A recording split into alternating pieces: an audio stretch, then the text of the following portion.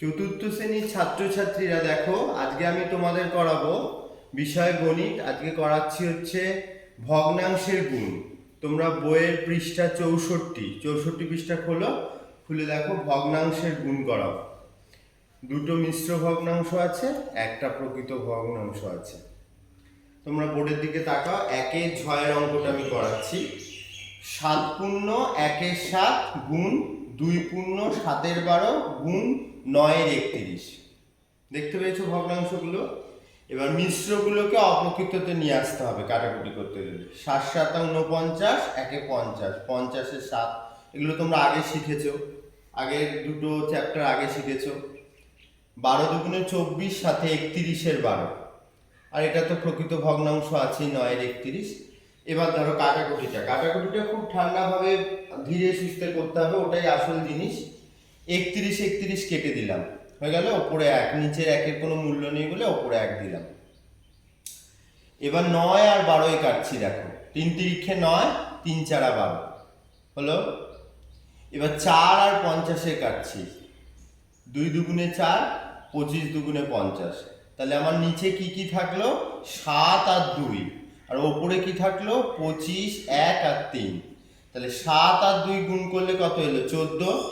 25 1 আর 3 গুণ করলে কত এলো? 75। 3 25 75।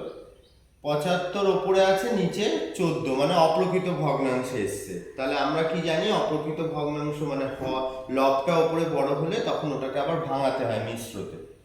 তাহলে ভাঙিয়ে নিচ্ছি। 75 নিয়ে এলাম, 5 14 70, 5 নামলো। 5 হচ্ছে ভাগশেষ, ভাগশেষ এখানে উঠে গেল আর ভাজক এখানে চলে এলো। এটা মিশ্রতে পরিণত হলো। 5 পূর্ণ 5 এর 14। তাহলে এই যে 5 পূর্ণ 5 এর 14 গুণফল এলো 5 পূর্ণ 5 এর 14। এই ধরনের আরো অঙ্ক তোমাদের পিডিএফ করে পাঠানো হবে।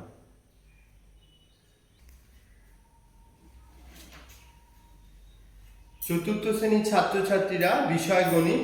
আজকে আমি তোমাদের করবো ভগ্নাংশের ভাগ। তোমরা বইয়ের 64 পৃষ্ঠা খোলো, খুলে দেখো 2-এর কয়ের অঙ্কটা আমি করাবো। এবার তোমরা বোর্ডের দিকে তাকাও। বোর্ডের দিকে দেখো আমি কি নিয়েছি? দুটো প্রকৃত ভগ্নাংশ, 4 এর 6 ভাগ 8 এর 12।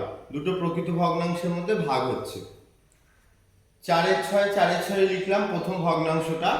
ভাগ করে কখনো কাটাকুটি করা যায় না, ভাগটা গুণ হয়ে যাবে। গুণ হলেই এই যে প্রকৃত ভগ্নাংশ আছে 8 এর 12, এরা উল্টে যাবে, মানে পাল্টি খাবে। ওপরে 12 চলে যাবে, নিচে 8, মানে নিচের হরটা ওপরে চলে যাবে, ওপরের লবটা নিচে চলে আসবে। মানে তখন লব হয়ে যাবে 12, হর হয়ে যাবে 8। এইবার তুমি গুণ থাকলে কাটাকুটি করতে পারবে।